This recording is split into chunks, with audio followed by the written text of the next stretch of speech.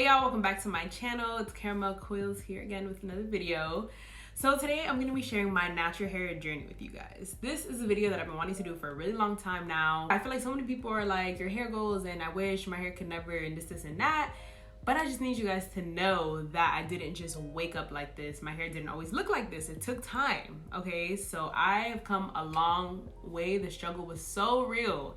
And I need you guys to know this. So yeah, the goal of this video is to basically just encourage anybody who may be embarking on their journey or contemplating on going natural. Just know that it's not an easy road. It's gonna get rough, but there is a light at the end of the tunnel. Also, I always get asked how long I've been natural, and the answer is not exactly straightforward. So this video is gonna answer all of that for you guys. So let's jump right into it. All right, so I was pretty much natural until I was about 7 years old. So before then, I pretty much would wear the plaids or twists with the barrettes and the bubbles and the clips and all that. Every now and then, my mom would blow dry my hair just to make it easier to achieve those hairstyles. I didn't even think like washing goes were even possible for my type of hair because, you know, we just assumed that our hair was just too kinky to do any of that. My mom was never really big on the whole hair thing, so eventually she decided she was gonna take me to a professional. And the lady basically, the hairstylist basically said that the only way to really manage my hair is if I relaxed it. And of course my mom, you know, trusting the professional, thought like, okay, well, if she's saying that this is the best option for me, then that must be the best option for me. So I went ahead and relaxed my hair for the first time when I was about 7.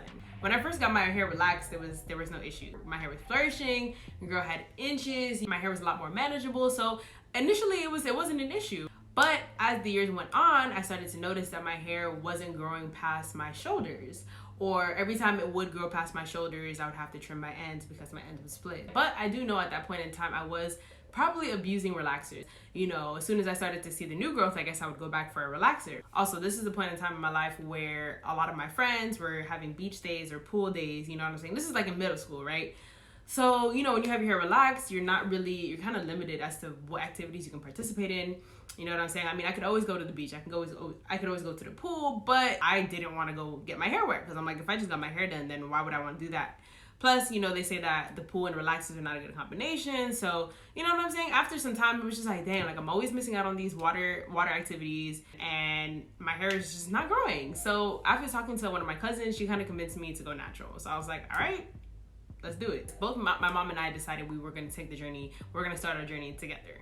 This is where my struggle years began. So I started transitioning, right? While I was transitioning, I either was juggling between getting a blowout or getting braids. So at this point in time, I didn't know anything about weave. My mom didn't know anything about weave. It was difficult. So when I had the braids, it was difficult because people were making fun of me because I look like Bow Wow, because I look like a Romeo. Yeah, so whenever I had to get these blowouts and my roots started sweating out, people would come for me, you know what I'm saying? Oh, baby, you need a perm, this and that, and yada, yada. So I had a lot of pressure was on me with all these other kids making fun of me because I either look like Bow Wow or I need a perm. You know what I'm saying? But it's just like at that point in time, you know, I already decided I was going to start this journey. So I'm like, I can't turn back now.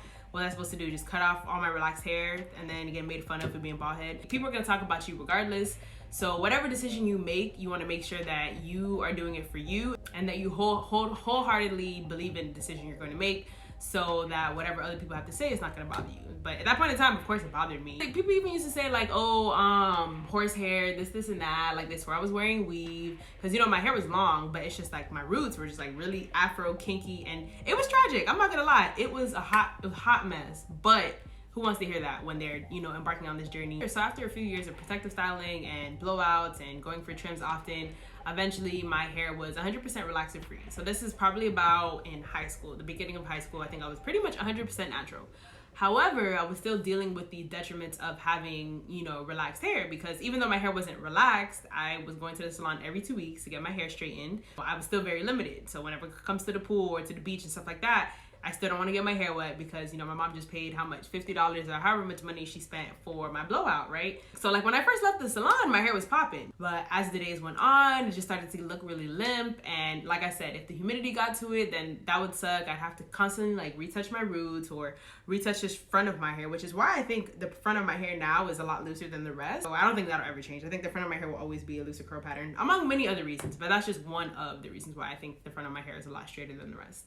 But yeah, man, it was no fun. If I wanted to go to the beach or if I wanted to plan like to go to the water park with one of my friends, I had to make sure that it wasn't on a weekend that I was getting my hair done, obviously. So it'd have to be that second week. But if I go to the pool that second week, or if I go to the water park that second week, then I have that whole week to wear my hair natural, and at that point in time my natural hair was really damaged and frizzy, and it just didn't look good. You know, I had my friends hyping me up like, yes, wear your curls more often, this and that, like your hair is popping, da da da. I was in love with the potential my hair had. Like I could see the curls that were trying to, you know, flourish, but then it was the heat damage that wouldn't let it be great. It's no fun having to have my friends' parents plan around my hair day, you know what I'm saying? Or if I don't tell them about my hair day, let's say they want to go the weekend that I'm getting my hair done, then I have to reschedule that appointment. But like most of my appointments had already been booked for like the next few months, you know, so every 2 weeks I'd be coming in. So then I'd have to switch that appointment to the next week, and then it would just throw everything off, you know, and then I would always go to the salon with my mom. So then I would throw her schedule off, and it's just a headache. Just thinking back at all this effort, money, and work I was putting into, you know what I'm saying, going to the salon, it's just ridiculous, honestly. But it's the past, it's in the past, it's part of the journey, it's why I am where I am today. So that's that. But yeah, so I pretty much lived like this until about 2015. 2015 is when I started college. So I was like, all right, I'm going away. I'm gonna be 4 hours away from home to go to college, right? I don't have a hairstylist in Tampa. I don't have a car. I don't have the funds to be paying to get my hair done every 2 weeks. So I was just like, all right, that's just like extremely impractical. There's no way that I can keep up this whole every 2 weeks blowout thing for college. I was like, you know what? I'm starting a new journey in my life. Maybe it's time for me to start a new journey with my hair. So that first semester I was able to do a protective style. The entire semester I had the box braids in. This is also before I learned how to do my edges. Y'all forgive me. So my first semester of summer finished, cool. Now I'm like, all right, fall semester, what am I gonna do with my hair? You know, everybody wants to be popping their first semester of college. And I mean, well, technically that's my second semester of college, but you know, fall semester is when everybody's on campus. That's when you're gonna see everybody.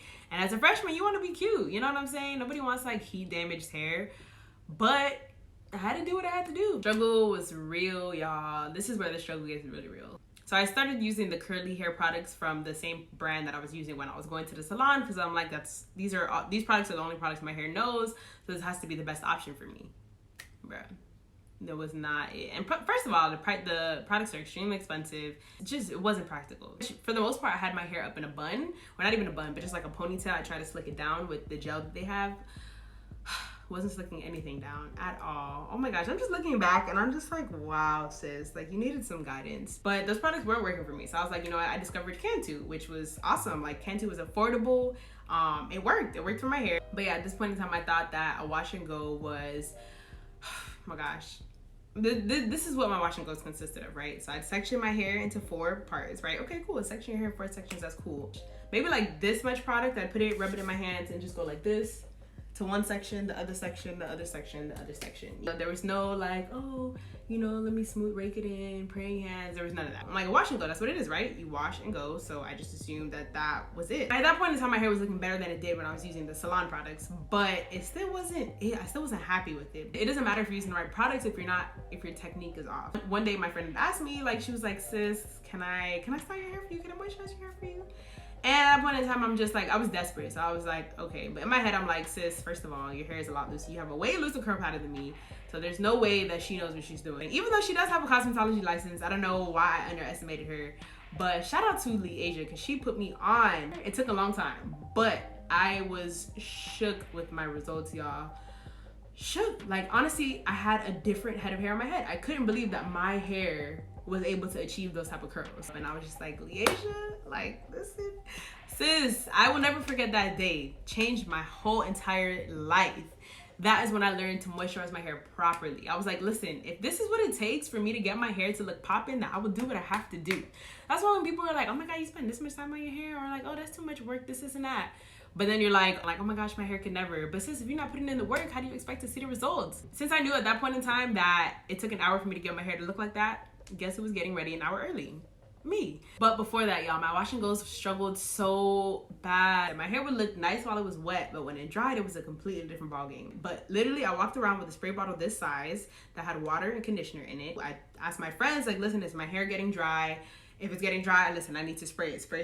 By the end of the night, the bottle was done. But because my hair looked cute when I was wet, I'm like, well, it's a special occasion. I gotta have my hair wet for the entire event. That's another thing. If you have to constantly wet your hair and your hair only looks cute when it's wet, that means that you're doing something wrong. Yeah, y'all, YouTube is your best friend. That's all I'm gonna say.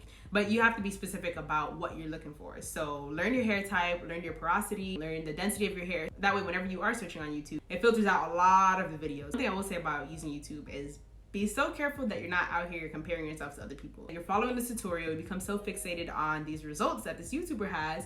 So when you do everything, or at least you think you're doing everything that they're doing in the video, and your hair doesn't look like that, you know what I'm saying? Even if your hair looks good, because you were so fixated on how their hair looked, you're disappointed because it doesn't look like theirs. But it will never look like theirs. Your hair will never look like another YouTuber's. Just love your hair for what it is, appreciate it for what it is, and yeah. So another thing I forgot to add, I was literally washing my hair like every other day, every 3 days. If I would have simply used YouTube, I would have known not to do this. I was fully shampooing my hair every 3 days because I just assumed that if you're washing your hair, you have to shampoo it and then condition it, and you couldn't just condition it first.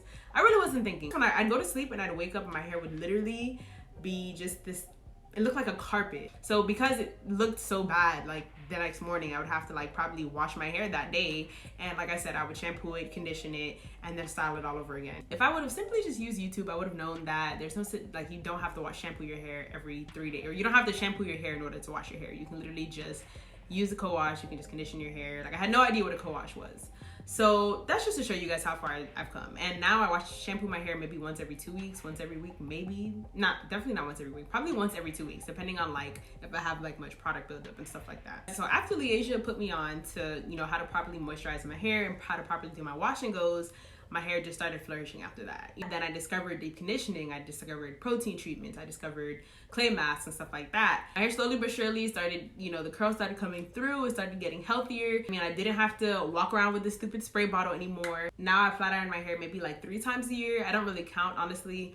I pretty much just do it whenever I have a special occasion or if I'm going out of town to a colder climate. I'm not really worried about getting heat damage because my hair has been through so much that I feel like it's gonna take a lot for it to get back to where it was. I'm no longer scared of the rain. I'm no longer scared of humidity. Since I put so much effort into, you know, my wash and goes, I will be upset if it's day 1 hair and I get thrown in the pool because all that effort I put into my hair has just gone to waste. Like before, whenever people would try to throw me in the pool and stuff like that, bro, I literally would want to fight. Like that's how upset I'd be because I'm like, not only do I have to wait 2 weeks to get my hair done, but my mom's $50 or however much money she spent on my hair gets thrown down the toilet. So no, that was like a double negative. But now it's just like, now you're playing with my time, my effort, and my products. I just feel so liberated now. Like I'm so free. I can do whatever I want. Literally, I can do whatever I want with my hair. I've learned to love my hair. Every curl, every coil, every frizz, every imperfection, I've learned to love my hair. As much as I complain about, you know, my hair is so much work and this and that, I wouldn't change it for anything, honestly. Like I love my hair. My hair is beautiful.